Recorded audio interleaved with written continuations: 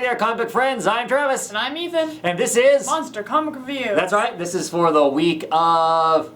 third week of July, third right? week of July. Right on. Let's talk some comics. Okay, first up we have Batwoman, issue 11. Issue 11. The end of the arc, right? Let's see. I like the arc as a whole. Was this a satisfying end to the story? Yeah, no, it really wasn't, was it? Not really. Yeah, it was kind of disappointing. I don't mind the way the story was told with the time jumps and whatnot. That's fine and whatnot. It just felt like there should have been more. There should have been a more satisfying something. I'm not sure what that is. I'm not sure what's lacking for sure in it. It didn't have a it didn't have any, and it's not like it left a lot of unanswered questions or anything that would cause any problems. It just doesn't have. I mean, I have to agree with the other people who've reviewed this book and the fact that it doesn't have a real ending. Yeah, I mean, I'm curious. This brings up some curious questions. Is she going to continue with the DEO, or her zapping, chasing, keeping chase from shooting? What's her face? Is that going to be a transgression that she's not going to be able to get away from? You think? I don't know. Or she going to continue to work for them, but not be on Chase's good side anymore?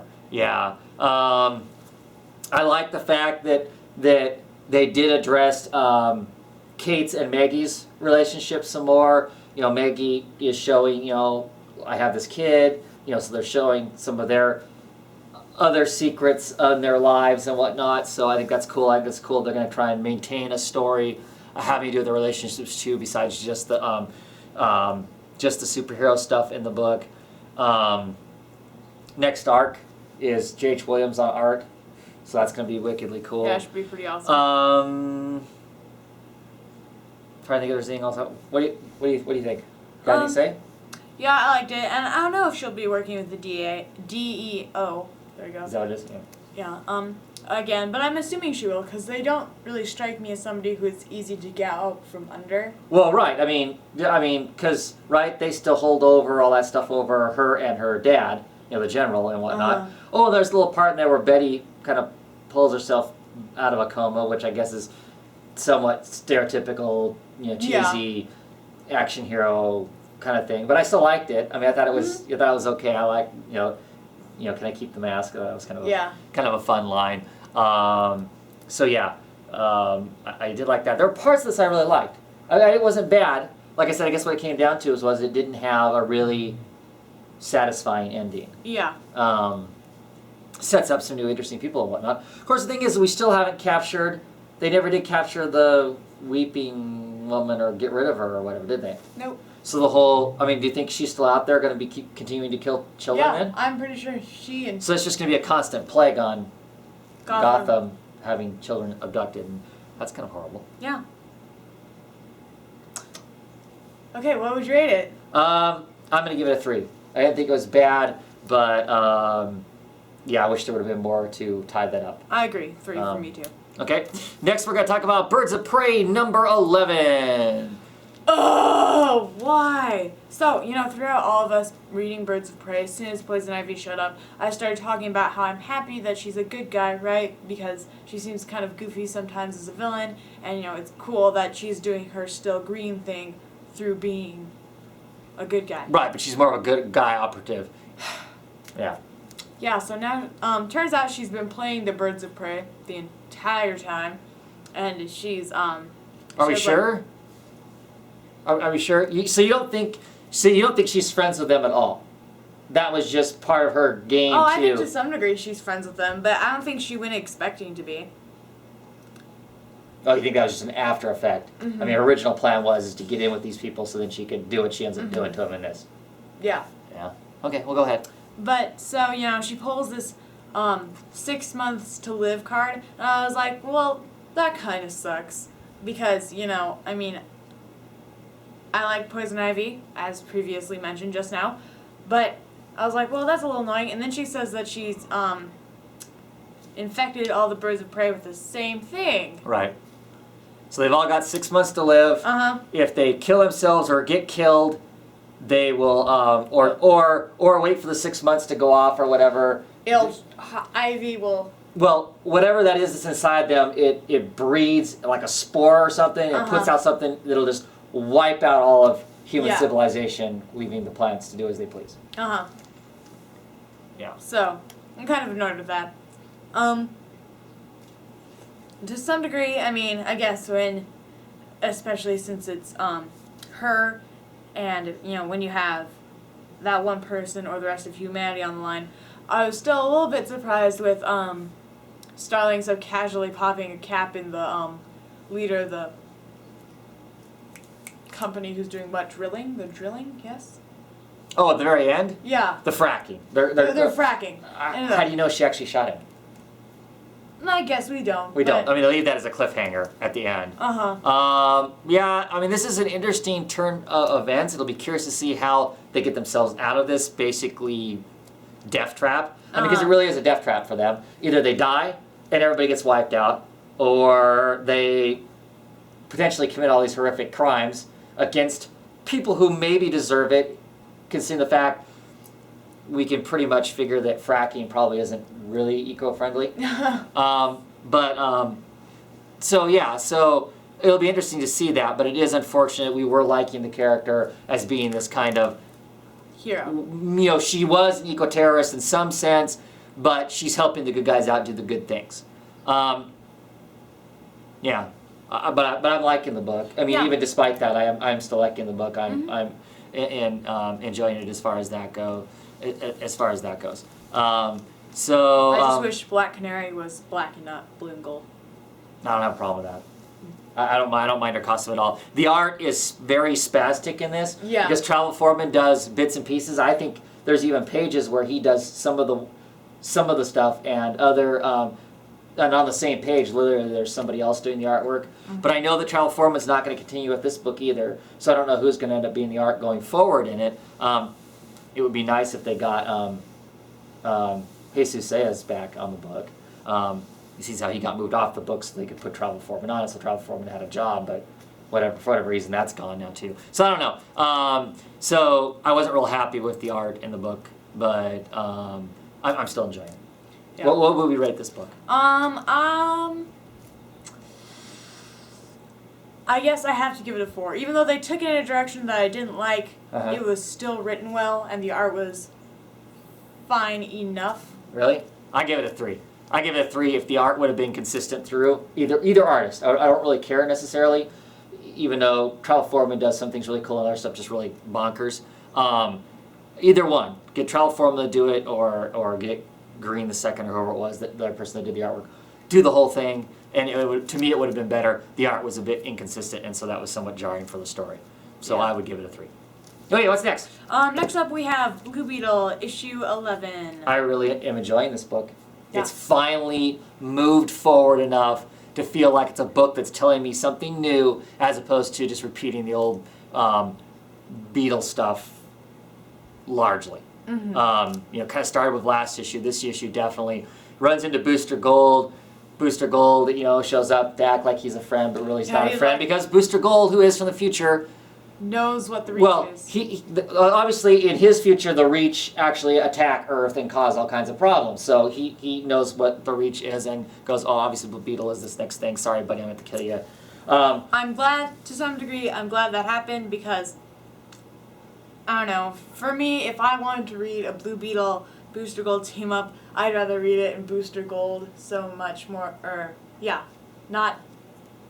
don't want to see Booster Gold and Blue Beetle team ups in this. I'd rather just read about Blue Beetle and his various misadventures. I would be okay if they, because the classic was the Blue Beetle, last Ted Cord Blue Beetle and Booster Gold was a classic team up. Most fans really love those two together. They think they're great and whatnot. These obviously aren't the same people. No. Not to say that they can't team up, but the relationship should be completely different. Yes. If they're going to do that. And so obviously this starts kind of that thing.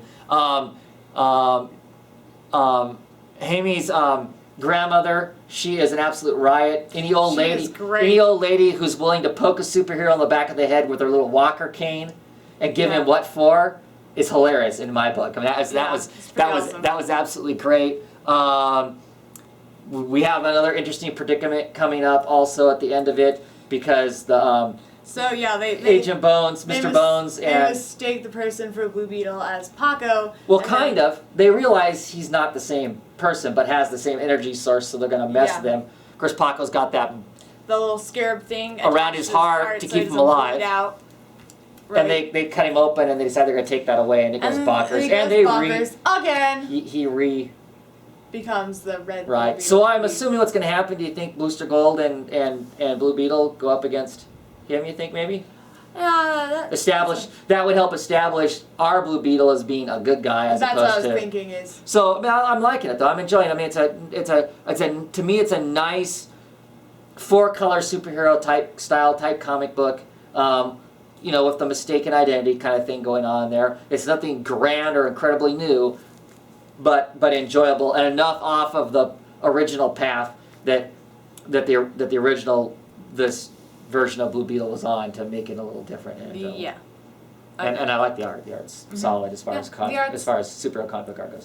The art's fine. I love Jamie's all the relatives really. Her whole his grandmother and her little posse. Yeah, I can't wait to put up a YouTube of a superhero beating up a little old grandma. Yeah, that was. So they're messing with Blue Beetle. And you know, as she tells him to transform or put some appropriate clothes on because she's not riding the subway with him looking like that. He's like, how does she know who I am? Yeah, it was great. Yeah, it's fun. I enjoyed it.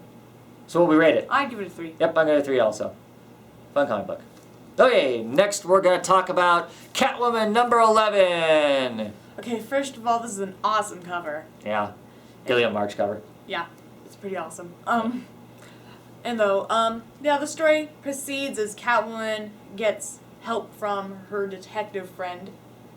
You know, and they have a stakeout, and somehow Dollhouse has figured out that they're having a stakeout, and he sends decoys to places. Right.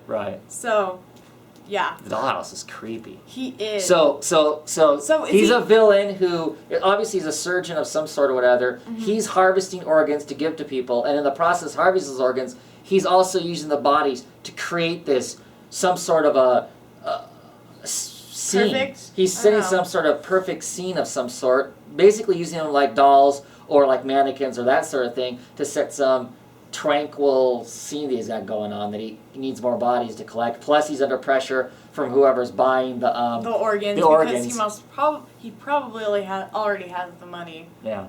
So, yeah, I was gonna be saying something else, but I forgot what it was. His little dart machine gun thing. Oh yeah, where he twanks a whole bunch of them. Freaking huge. Yeah. They're large darts. Yeah, he kind of steps out of his car with a, machine gun. Spritzes the Full of darts. Pretty much whole street and picks out the bodies that he likes and doesn't like. Yeah. Captures the detective though, so that's interesting. Sure, see what's going to happen with that. I'm really liking this storyline. I think it's really enjoyable. I like what Joe Whittake's doing. I like this potential relationship between her and the detective person. That's kind of an interesting element. She continues to be somewhat of a bad guy because she's a thief, but she kind of walks that, doing a good job of having her walk that line and it making sense. You know, she's not the superhero per se. She's helping what she thinks is her people, and you know who she views as her group of people, and I enjoy that and whatnot. I'm more and more bummed at the idea that Judd Whittake's going off the book. I'm not concerned yet with who's taking over writing, even though the other stuff she's writing we don't like right now. And it's Eddie. She might do fine with this because she's got a different setting, and Catwoman isn't as messed up in my opinion as what Green Arrow is for her to write potentially a good story with. Yeah. Yeah, I'm liking the mixing it. The new artist, female artist from Brazil, I thought her art was fine. Yeah. I mean, it's not as stylized as Gilliam March's is. No. But at the same time, people are a little more in proportion. The women aren't so hotty-totty. So I guess there is an appeal as far as people who don't like that or get offended by March's work. This isn't as offensive. I mean, there are some potential moving towards the sex scenes in this. Yeah. And then, I mean, as far as that goes, I think they're, basically tastefully done what they did there. So yeah, I'm really digging the book. Yeah. What would we give it? I'd give it a solid 3. Yeah, I'm on the verge of giving it a 4, but yeah, it's right there, definitely. Okay, what's the last book we're gonna talk about for this half? Last up for this half, we have DC Universe presents Savage, and this is the last time. This is number 11. Mm-hmm. Yep, and this is the final thing for Savage of this arc. I really enjoyed this story. Enjoyed the heck out of it. It tells an interesting Vandal Savage and his daughter. Their relationship is really interesting. The bad guy that's in this. So the story falls under some of the typical tropes that come along with the serial killer and the person who's messed up by the serial killer or whatever. He does the crime too to try and get the whole thing back and whatnot. Yeah. That part was okay. It's just more, to me, the interesting part was the relationship between the three of them, basically, and between him and the daughter, and what that all means, and what he meant to her, and is he really immortal, and all that we don't ever really get to find out. It never really totally gets put to the test. Yeah. I mean, as they're having flashbacks, as she's having flashbacks, is pretty much Savage beats the crap out of the villain.